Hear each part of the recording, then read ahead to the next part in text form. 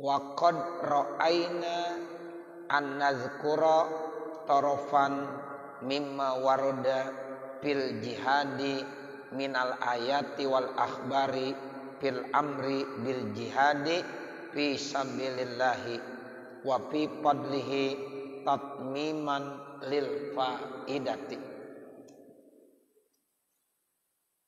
Artinya, dan sungguh kami telah melihat an-nazkura, bahwasanya kami menyebutkan toropan, satu sudut, mimma waroda, dari apa yang telah datang keterangannya, bil jihadi, terkait tentang jihad, minal ayati, keterangan tersebut dari ayat-ayat Al-Quran, wal akhbari, dan dari hadis-hadis Nabi, fil amri bil jihadi, yang menjelaskan tentang perintah berjihad fisabilillah, di jalan Allah Subhanahu wa taala, wa fi fadlihi, dan di dalam keutamaan jihad fisabilillah, tatmiman lil faidati, sebagai penyempurna bagi faidah.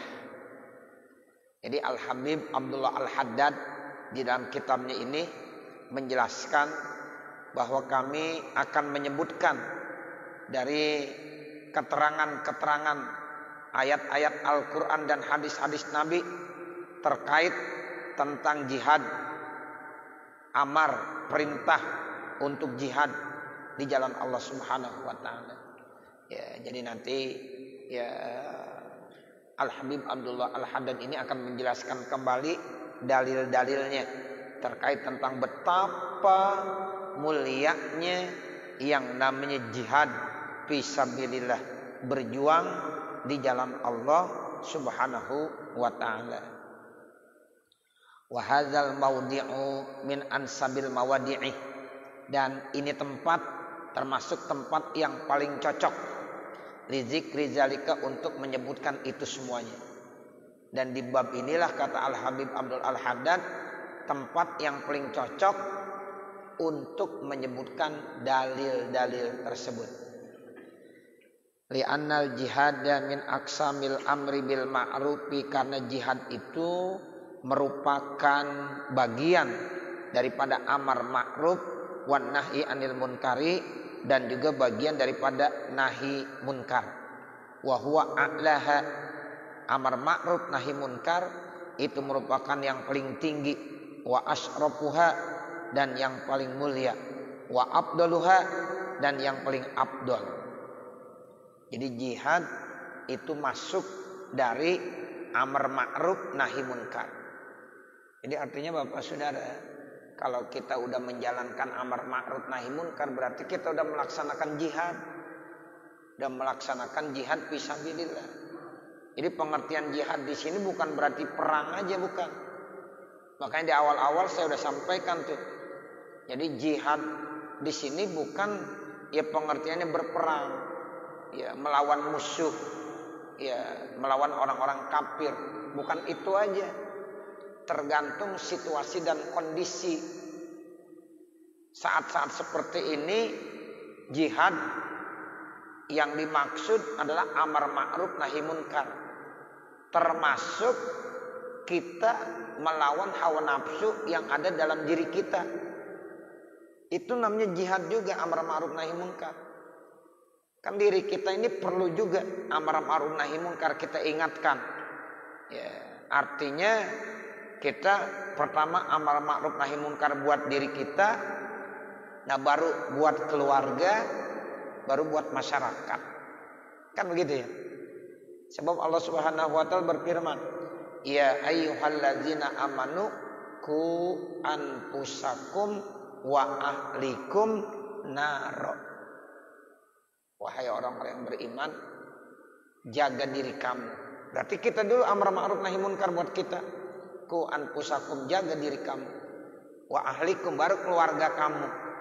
Ya, dari api neraka. Nah itu. Jadi jihad itu bukan berarti mesti perang aja. Ya, bukan berarti perang saja. Ya, tetapi yang dimaksud yuk kita berjihad buat diri kita. buat keluarga kita dalam rangka amar ma'ruf nahi munkar. Sehingga musuh yang terbesar itu sebenarnya musuh yang ada di dalam diri kita dan yang selalu menggoda kita. Musuh ini cuma dua. Satu iblis, setan. Yang kedua nafsu. Sebenarnya itu musuh tuh. Yang lainnya nggak ada musuh, teman semuanya. Ya, jadi musuh kita cuma ada dua. Pertama setan, iblis, yang memang Allah bilang ya bahwa iblis itu musuh kamu yang paling nyata. Sehingga Allah bilang wala tattabi'u khutuwatis syaiton. Jangan kamu mengikuti langkah-langkahnya setan. Itu. Nah yang kedua nafsu yang ada di dalam diri kita. Innan nafsa la amaratum bisu. Itu aja.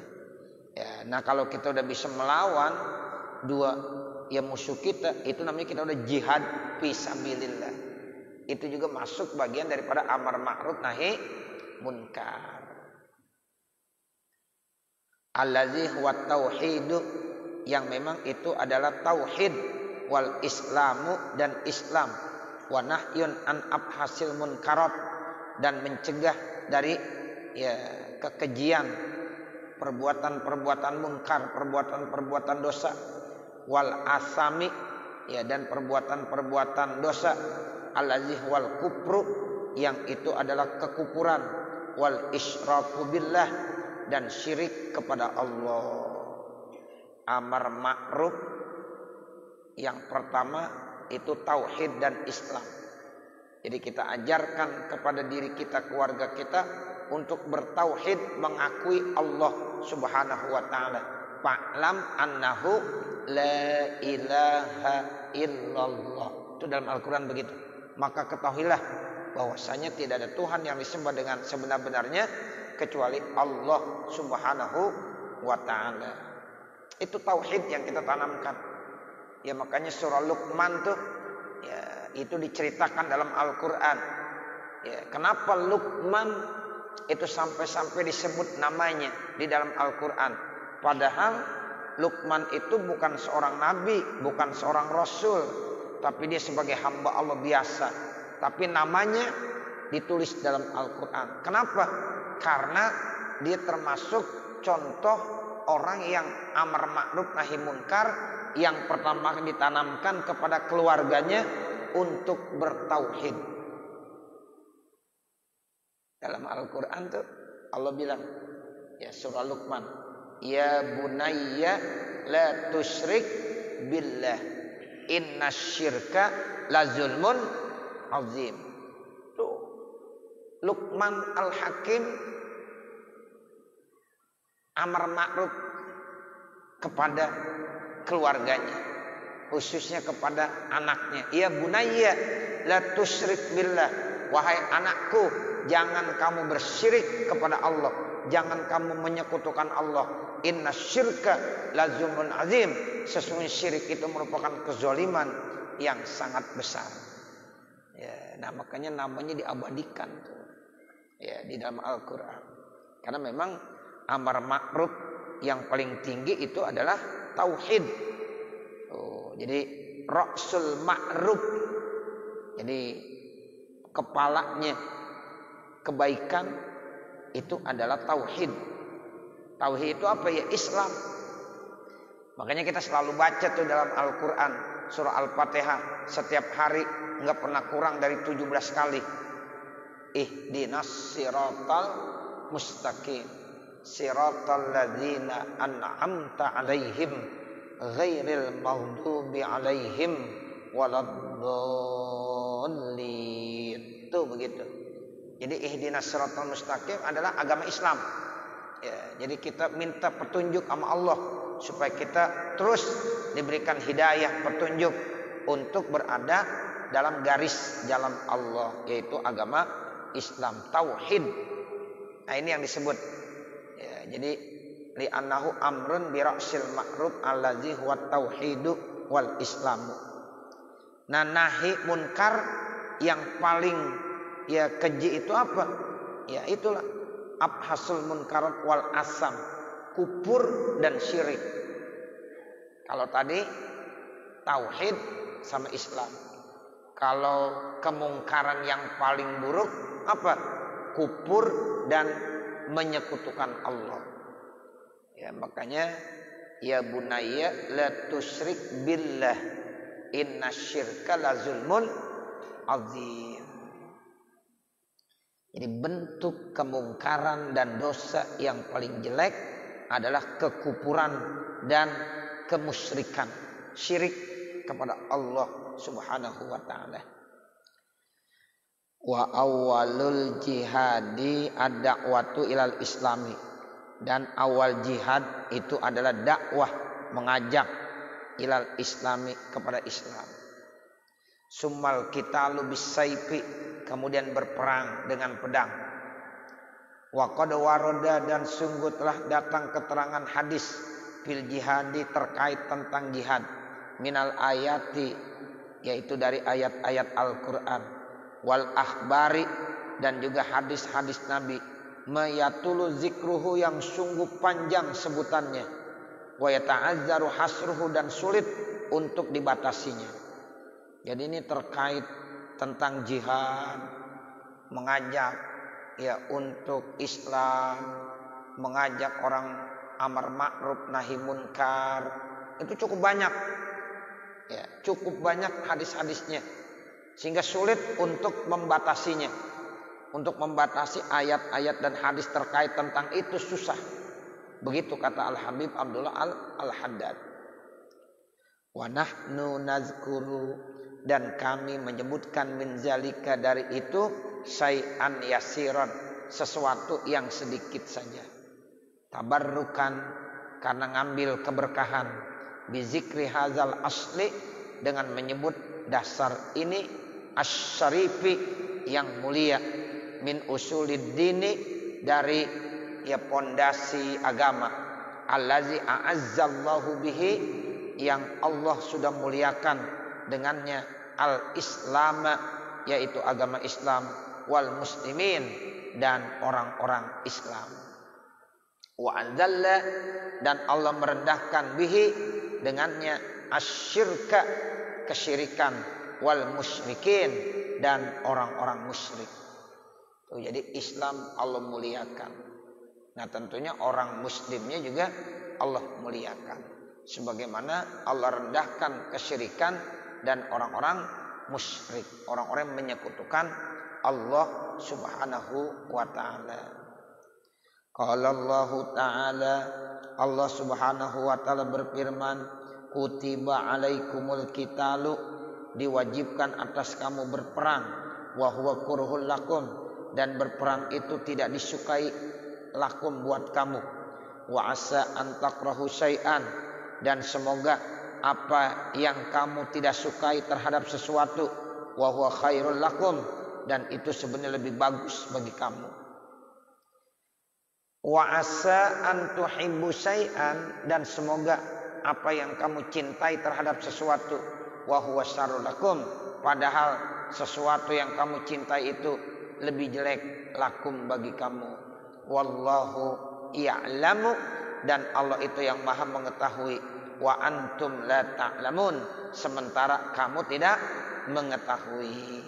Jadi saat itu banyak orang-orang yang tidak mau berperang.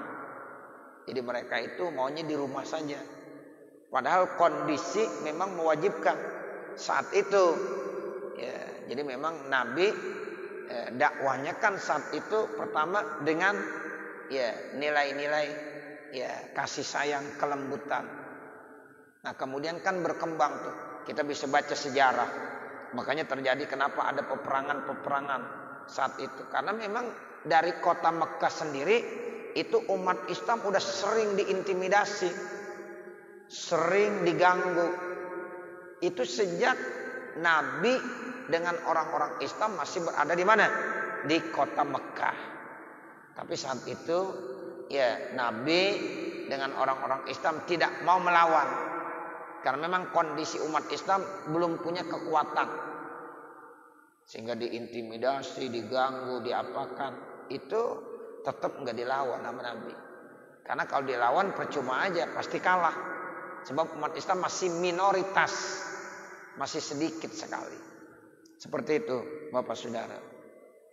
Tapi akhirnya kelihatannya kondisi untuk berdakwah udah makin sulit, makin dipersempit. Untuk kesini nggak bisa, ke situ nggak bisa. Nah akhirnya Allah kasih solusi, bagaimana caranya nih supaya Islam terus bisa berkembang. Nah makanya disuruh hijrah. Makanya ada hijrah dari kota Mekah ke kota Madinah. Kenapa ada hijrah? Karena memang untuk berdakwah di kota Mekah saat itu sudah tidak memungkinkan lagi. Bahkan ada isu Nabi mau dibunuh saat itu. Ya. Bahkan memang udah berkembang tuh di masyarakat Mekah. Ya, sehingga Allah lebih tahu. Akhirnya bagaimana caranya Allah ingin menyelamatkan kekasihnya. Di malam itulah Allah memerintahkan kepada Nabi Muhammad untuk hijrah, tinggalkan kota Mekah. Itu begitu.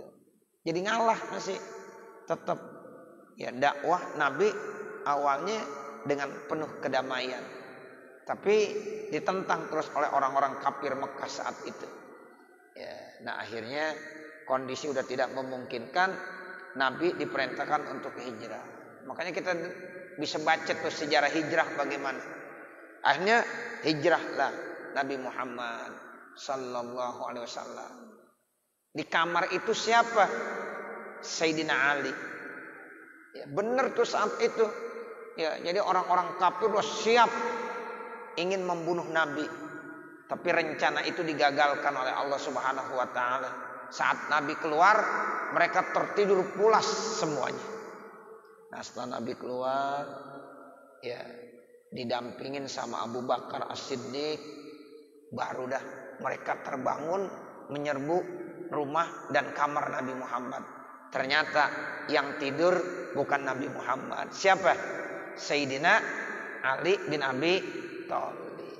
Gagal akhirnya mereka berencana untuk membunuh Nabi. Allah selamatkan. Terus ceritanya agak panjang. Jadi artinya ya akhirnya ya Nabi Muhammad pindah hijrah ke Madinah. Ternyata di Madinah itu beda. Kalau orang-orang di Mekah sangat benci dengan Nabi.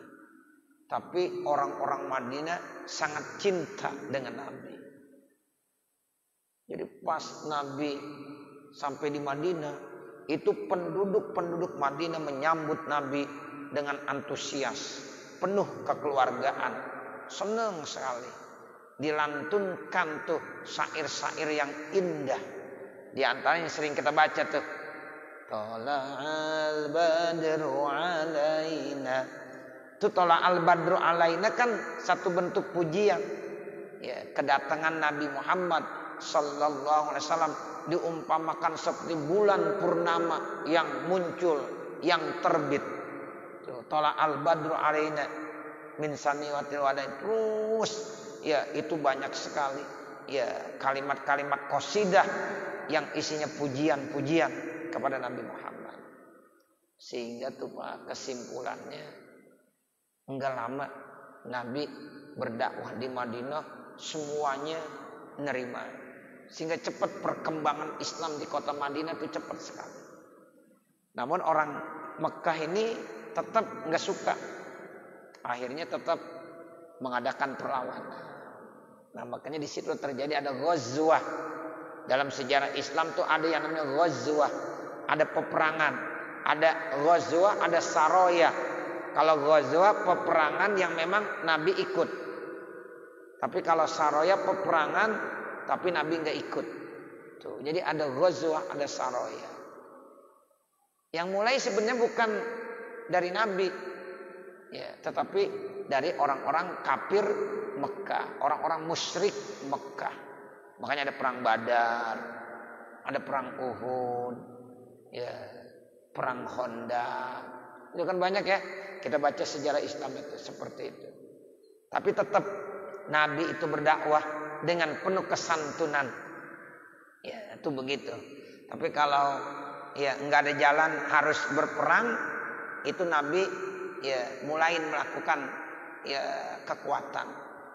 Ya, di kota Madinah udah punya kekuatan tuh Nabi sehingga berani melawan walaupun masih kecil. Makanya ada perang yang namanya perang Badar.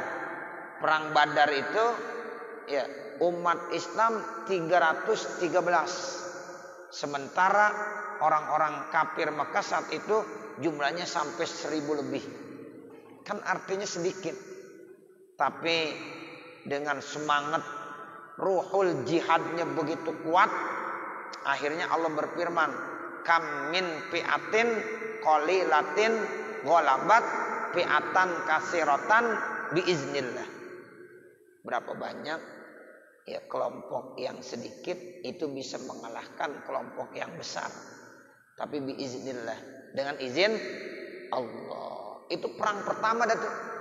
Ya, perang pertama begitu. Sampai-sampai Abu Jahal saat itu tewas di perang pertama, perang Badar. Jadi umat Islam yang 313 akhirnya bisa ya diberikan kemampuan sama Allah dengan izin Allah sehingga bisa mengalahkan yaitu pasukan kafir ya musyrik orang Mekah saat itu. Ya, nah baru nanti berlanjut lagi. Ya seperti itu. Nah inilah yang disebut dengan jihad. Yang saat itu memang ya orang Islam pada nggak mau sebenarnya. Dia nggak suka. Tapi ya itu adalah lebih bagus sebenarnya. Dan masih banyak perbuatan yang dicintai menurut kita enak, tapi itu syarrul lakum. Itu kurang bagus bagi kamu. Ya. Jadi semuanya perintah Allah. Ya, jadi ini semua yang dilaksanakan semata-mata bukan karena hawa nafsu, tapi karena perintah dari Allah. Makanya dalam Al-Quran dijelaskan kutiba alaikumul qital, diwajibkan atas kamu saat itu ya untuk berperang. Karena memang kondisinya itu harus seperti itu untuk mempertahankan hidup. Kita mempertahankan hidup hukumnya wajib. Nah begitu. Ya, saat itu umat Islam ditindas terus, diintimidasi. Ya di Mekah dia nggak punya kekuatan, tapi setelah di Madinah udah punya kekuatan. Ya akhirnya dia melawan. Nah karena melawan terjadilah apa? Peperangan. Itu istilahnya qital. Di samping itu memang ada perintah dari Allah. Ya kutiba alaikumul qital, diwajibkan atas kamu untuk berperang. Ya untuk apa? Untuk mempertahankan kebenaran ajaran dari Rasulullah Sallallahu Alaihi Wasallam. Tapi karena tadi tuh memang Nabi dakwanya dengan akhlak yang terpuji, ya akhirnya mereka tahu semuanya. Sehingga dalam waktu yang sangat singkat berjuang di Madinah 10 tahun, tapi berhasil. Sampai-sampai orang Mekah tunduk semuanya. Ya. Dan hebatnya ketika Mekah ditundukkan nggak ada pertumpahan darah sama sekali. Kali Nabi bertindak sewenang-wenang membunuh musuhnya yang begitu sudah ya banyak merugikan umat Islam. Enggak pernah. Sampai-sampai Wahsy itu yang memakan ya hati pamannya Sayyidina Hamzah masuk Islam, Nabi kasih kesempatan. Mau taubat, Nabi kasih kesempatan. Enggak apa-apa. Kan ada sahabat namanya Wahsy. Dulu waktu perang Uhud, dia begitu kejam. Sahabat Nabi yang paling dicintai namanya Sayyidina Hamzah. Itu Sayyidina Hamzah ditikam dari belakang sehingga tewas mati. Udah mati dibuka, dibelah. Isi perutnya termasuk hatinya dimakan. Oh begitu. Kejam gak kira-kira? Kejam. Tapi tetap waktu dia pengen masuk Islam dikasih dan dimaafkan. Itu jiwa Rasulullah. Nggak ada dendam maksudnya. Nggak ada dendam. Walaupun kadang-kadang Nabi ingat tuh kejadian Wahsy. Kadang-kadang Nabi nggak mau ngelihat mukanya Wahsy karena begitu kejamnya. Tapi tetap Nabi tuh memberikan maaf. Tuh nggak ada dendam. Musuh-musuh Nabi tuh saat itu yang masuk Islam diterima semuanya. Ya, termasuk Abu Sufyan. Kan masuk Islam akhirnya pada saat Futuh Mekah. Makanya pada saat Futuh Mekah itu umat Islam berbondong-bondong tuh. Ya, banyak sekali sampai orang-orang kafir Mekah semuanya masuk Islam. Turun tuh ayat, idza jaa nasrullahi wal fath wa ra'aitan nasa yadkhuluna fi dinillahi afwaja fasabbih bihamdi rabbika wastaghfirhu innahu kana tawwaba. Tuh begitu, Masya Allah. Jadi kita kembali ke kitab kita. Jadi Nabi itu tetap dakwahnya dengan akhlak yang mulia. Ya, jadi kalau perang itu karena mempertahankan, ya, mempertahankan apa? Diri dan kebenaran. Ya, begitu. Sehingga kalau nggak ada lagi jalan lain kecuali peperangan, maka dilakukan peperangan. Kalau seandainya ada jalan lain nggak berperang, itu tidak akan dilaksanakan peperangan. Sehingga Allah wajibkan tuh saat itu kutiba alaikumul qital. Kemudian firman yang kedua, wa qala ta'ala, dan Allah Subhanahu wa taala berfirman, wa qatiluhum, dan perangilah mereka hatta la takuna fitnatun, sehingga tidak terjadi fitnah. Tuh. Jadi ini perintah Allah juga, perangi mereka karena mereka udah memerangi umat Islam. Nah, perangi mereka sehingga nanti tidak terjadi apa? Fitnah dan ujian. Wa yakuna dinu lillah, dan adalah agama itu adalah milik Allah Subhanahu wa taala. Wa qala ta'ala, dan Allah Subhanahu wa taala berfirman, wa faddalallahu mujahidina 'alal qaidina ajran 'azima darajatin minhu wa maghfiratan wa rahmatan wa kanallahu ghafurur rahimah. Allah Subhanahu wa taala berfirman, Allah telah mengutamakan, melebihkan, memuliakan orang-orang yang berjihad kebanding daripada orang yang duduk-duduk saja. Ya, ganjaran pahala yang sangat besar beberapa derajat. Tuh, kita yang selalu berjuang dengan orang yang duduk-duduk santai aja, itu beda.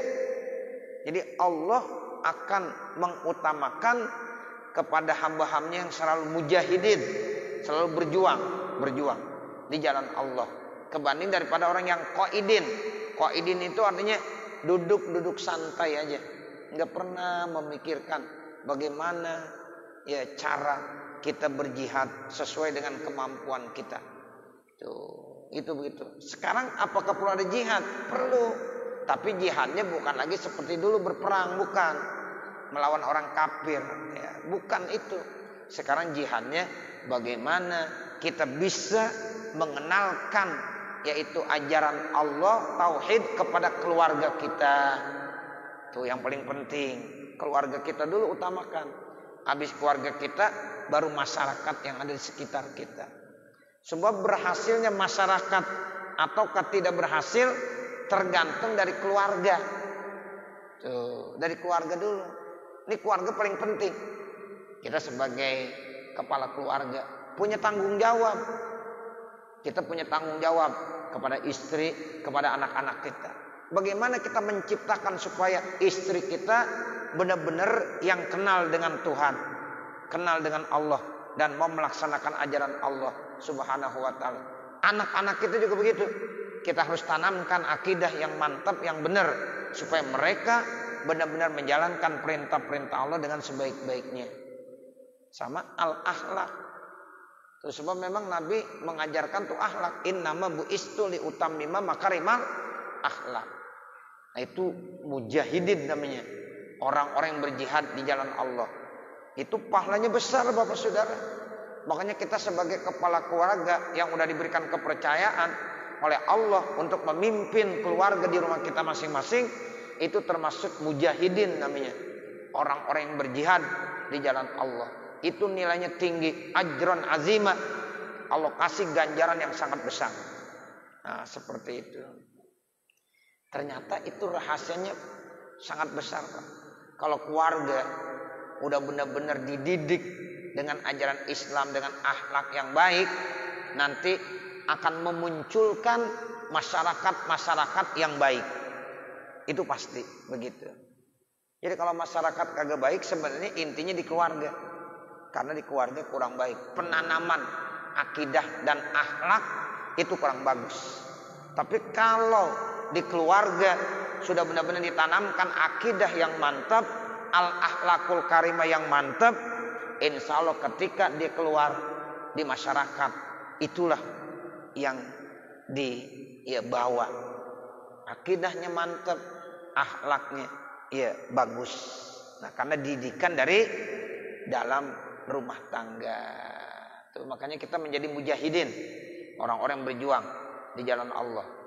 Tapi kalau orang yang qaidin, orang yang santai, nggak pernah mikirin tanggung jawab dia sebagai kepala keluarga, tanggung jawab sebagai hamba Allah, nggak pernah dia memikirkan. Qaidin santai-santai aja.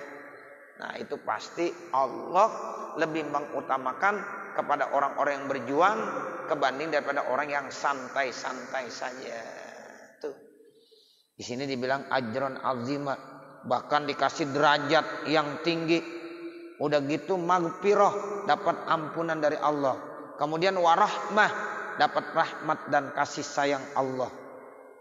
Nah, ditutup ayat ini wa kanallahu ghafurur rahim, dan adalah Allah itu adalah zat yang maha pengampun lagi maha penyayang.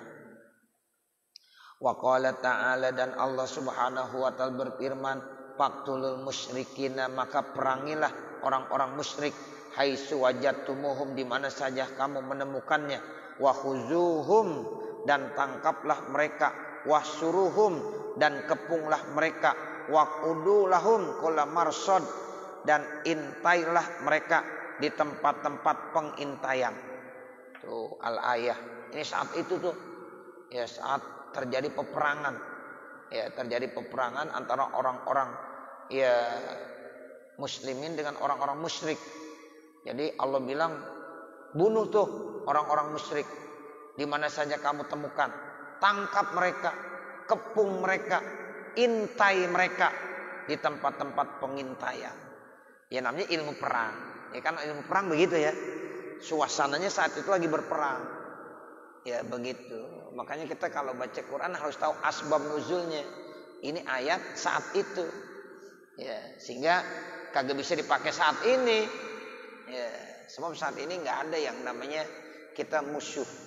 Ya, walaupun kita nih di negara Indonesia nggak semuanya Muslim, tapi saudara kita juga semuanya. Kita harus benar-benar memberikan kenyamanan. Makanya kata Nabi, tetangga itu ada tetangga yaitu keluarga kita, ada tetangga seagama dengan kita, ada tetangga yang memang tidak seagama dengan kita. Itu semuanya harus kita hormati, kita muliakan. Itu ajaran Rasulullah begitu. Nah kalau yang ini nih ayat saat itu kondisinya, memang udah diumumkan sama Allah untuk berperang. Nah saat itu makanya pada saat ada pengumuman dari Allah berperang, maka Allah bilang tuh, tangkap mereka tuh di mana saja kamu temu, kemudian kepung mereka, kemudian intailah mereka, waqudu lahum kulla marsad, tuh begitu artinya, intailah mereka di tempat-tempat pengintaian. Itu namanya politik peperangan kan begitu, seperti itu. Al-ayat, baca tuh ayat. Wa qala ta'ala, dan Allah Subhanahu wa taala berfirman, alladzina amanu wa hajaru wa jahadu fi sabilillahi bi amwalihim wa anfusihim a'zamu darajatan indallah wa ulaika humul faizun. Artinya, bermula orang-orang yang beriman dan orang-orang yang berhijrah. Tuh, jadi ini pertama beriman dulu. Habis beriman dia berhijrah. Hijrah itu benar-benar ini punya iman yang kuat. Karena ketika dia berhijrah, ditinggalkan rumahnya, dia punya harta banyak, punya kebun, punya tanaman di Mekah, ditinggalin tuh Bapak Saudara. Enggak dibawa. Yaitu makanya dia benar-benar ya yang kuat imannya. Orang yang beriman dan orang yang hijrah saat itu dari Mekah ke Madinah itu namanya hijrah.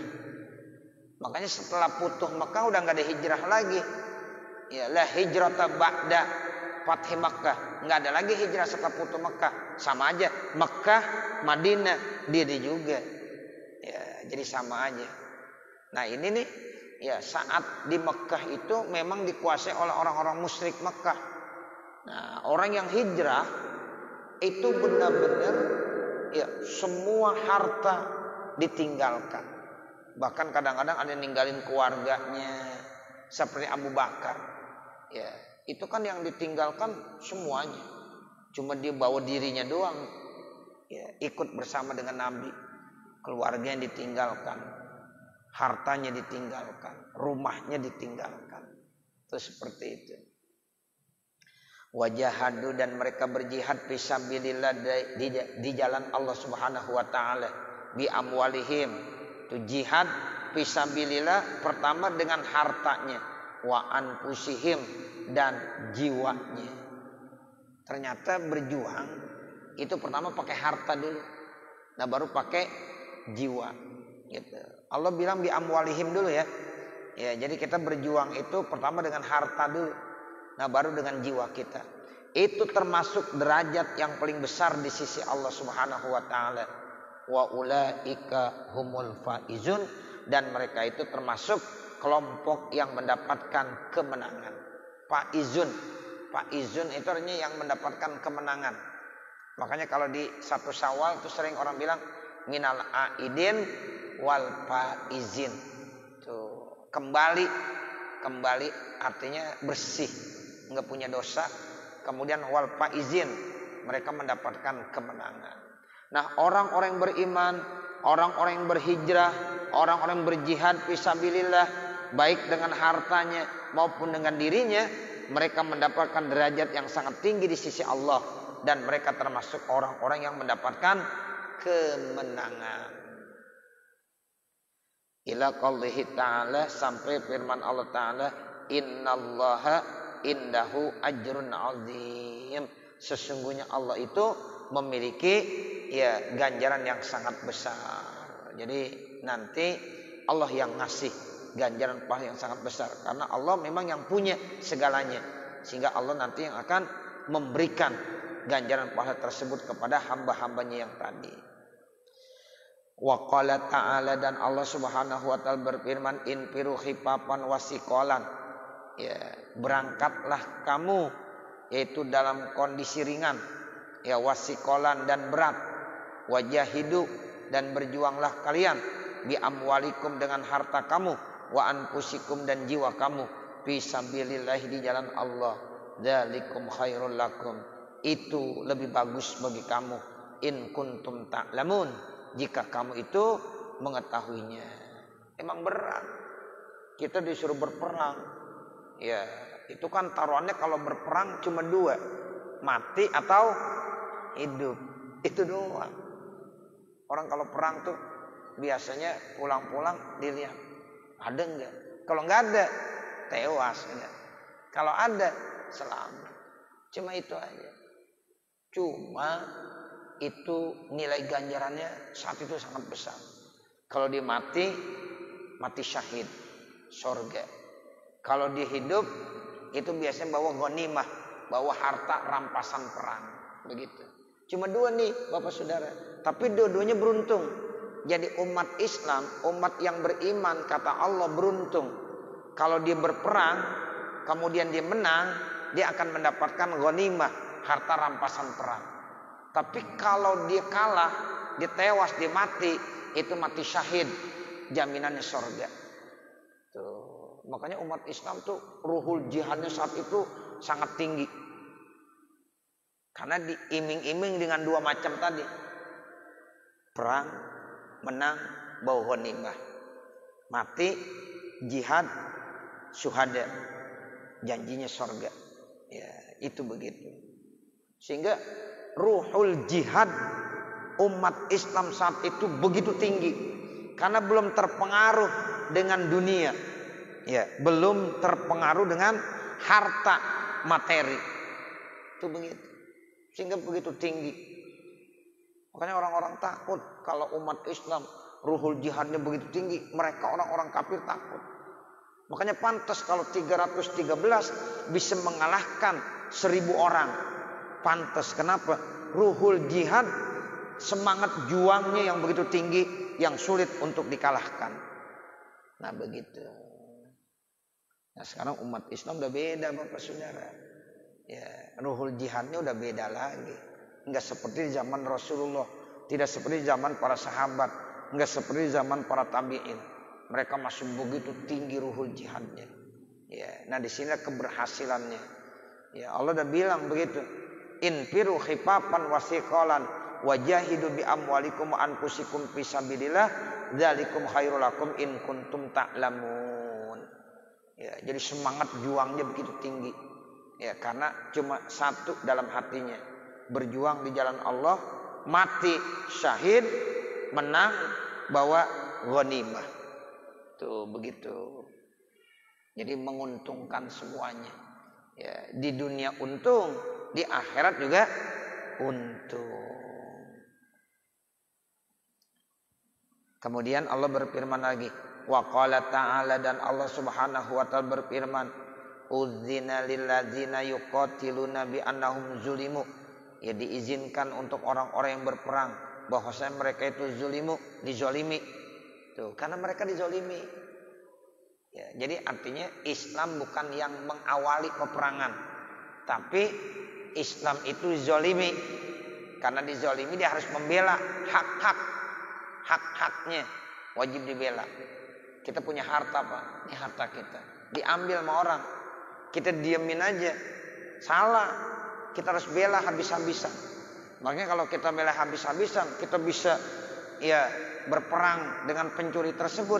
Seandainya kita mati, kita termasuk syahid.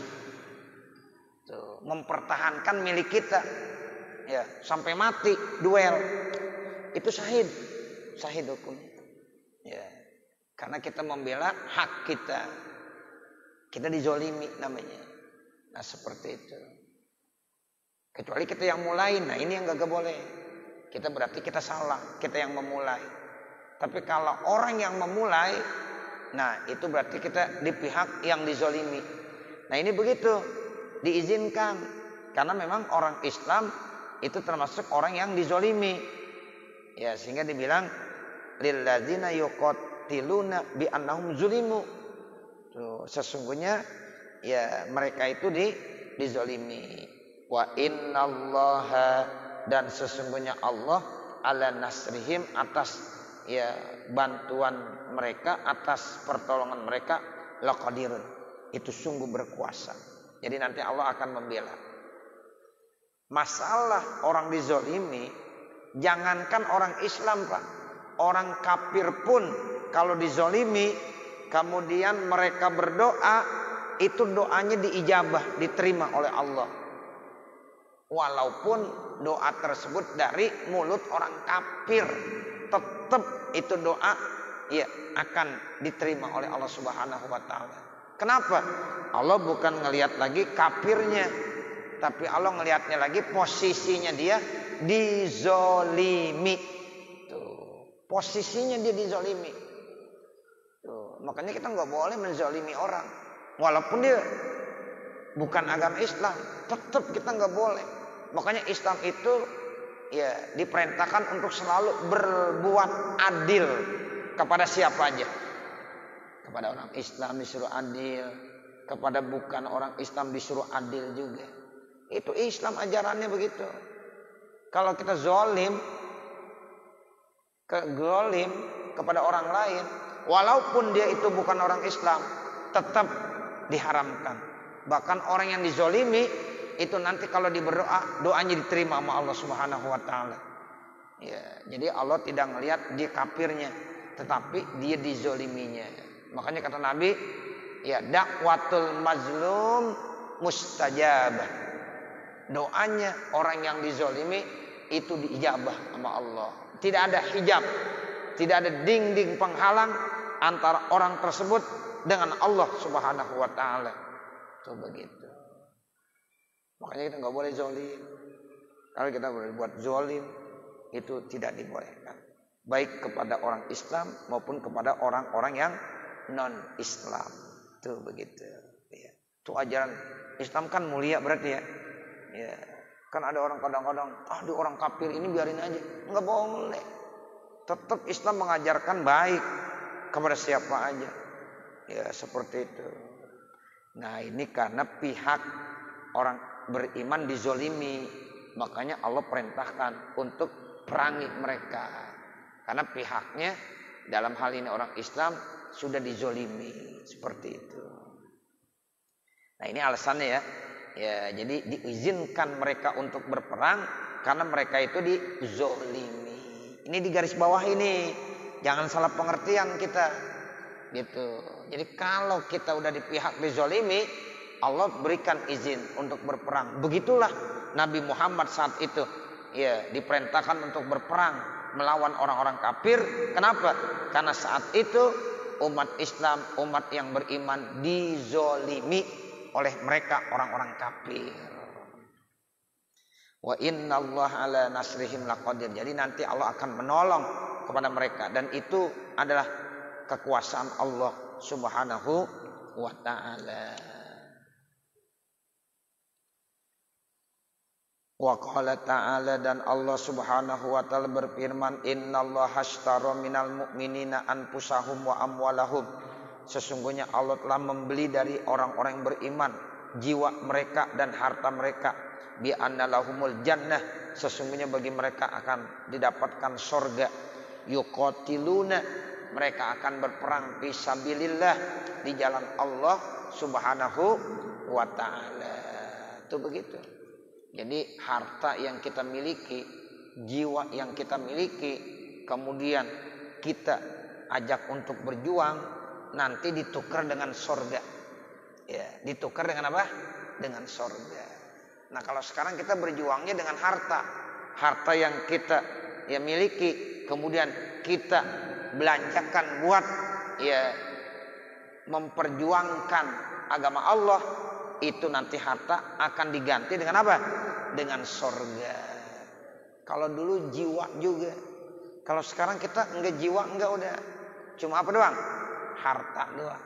Kalau dulu zaman Rasulullah tuh begitu. Jiwanya, hartanya mesti dijual. Ya, nanti Allah beli dengan surga. Dengan surga. Tapi sekarang kita hanya diminta harta kita. Nih Allah kasih kita punya harta. Jangan sampai kita pelit. Kita gunakan buat jihad fi sabilillah. Manfaatkan. Misalnya kita sedang membantu pembangunan masjid, pembangunan musola, untuk membantu pendidikan anak-anak yatim, untuk pondok pesantren. Itu berarti harta yang kita keluarkan untuk mereka semuanya. Itu namanya jihad fisabilillah. Nanti akan diganti dengan apa? Surga sama Allah. Kalau ruh kita, jiwa kita enggak lagi. Karena memang kondisinya udah beda. Ya, kita udah tidak lagi berperang. Nah, begitu. Cuma kita tetap disuruh berjuang. Berjuang dengan jalan yang lain. Yang punya harta, hartanya. Yang punya pikiran, dengan pikirannya. Yang punya ilmu dengan ilmunya, dalam rangka benar-benar kita manfaatkan untuk berjuang di jalan Allah Subhanahu wa taala, berdakwah, amar ma'ruf dan nahi munkar. Nah, ini yang disebut nanti itu semuanya akan diganti dengan surga, dengan surga. Payak tuluna, maka mereka memerangi, wayuk talun dan mereka diperangi. Dan alaihi hakon, itu sebagai janji atasnya dengan sebenar-benarnya. Fit Taurati, terdapat dalam kitab Taurat, wal Injili, dan terdapat dalam kitab Injil, wal Qur'ani, dan terdapat di dalam Al-Qur'an. Waman aufa bi ahdi, siapa-siapa yang memenuhi janjinya minallahi dari Allah, fastabsyiru, maka mereka mesti bergembira bibai'ikumul ladzi bay'tum bihi, dengan ya jualnya kamu, ya apa yang kamu jual dengannya. Bisnisnya itu namanya. Bisnis berjuang. Ya, itu nanti digantinya dengan surga. Wadzalika huwal fawzul azim, dan itu adalah satu kebahagiaan yang sangat besar. Itu keberuntungan yang sangat besar yang Allah berikan. Ini terdapat di dalam surah At-Taubah ayat 111. Ya, jadi itulah beberapa ayat-ayat yang telah dijelaskan oleh Al-Habib Abdul Al-Haddad terkait ya tentang ya saat itu umat Islam diperintahkan untuk berperang melawan orang-orang kafir. Yang bisa kita simpulkan ya karena memang umat Islam saat itu dizolimi, sehingga karena dizolimi umat Islam itu harus bisa mempertahankan ya dirinya, kehormatannya, lebih-lebih agamanya. Nah seperti itu. Nah nanti baru waqala Rasulullah sallallahu alaihi wasallam. Mudah-mudahan apa yang kita baca pada kesempatan malam hari ini ada manfaatnya, khususnya untuk pribadi saya dan mudah-mudahan juga untuk para hadirin jamaah sekalian. Akhirnya manakala di sana sini terdapat kesalahan dan kekurangan, saya mohon dibukakan pintu maaf yang sebesar-besarnya. Wa mal kamal illa lillah, tidak ada yang sempurna kecuali hanya Allah Subhanahu wa taala. Wa sallallahu ala sayyidina Muhammadin wa ala alihi wa sahbihi wasallam. Walhamdulillahi rabbil alamin. Al-Fatihah. A'udzubillahi minasyaitonir rajim. Bismillahirrahmanirrahim. Alhamdulillahi rabbil alamin. Ar-Rahmanir Rahim. Maliki yaumiddin. Iyyaka na'budu wa iyyaka nasta'in. Ihdinas siratal mustaqim. Siratal ladzina an'amta 'alaihim ghairil maghdubi 'alaihim waladdallin. Rabbighfirli wa liwalidayya amin. Bismillahirrahmanirrahim. Alhamdulillahi rabbil alamin. Hamdan yuwafi ni'amahu wa yukafi mazidah. Ya Rabbana lakal hamdu wa lakas syukru kama yanbaghi li jalali wajhikal karim wa li 'azimi sultanik. Allahumma shalli 'ala sayyidina Muhammad wa 'ala ali sayyidina Muhammad. Allahumma inna nas'aluka ridhaka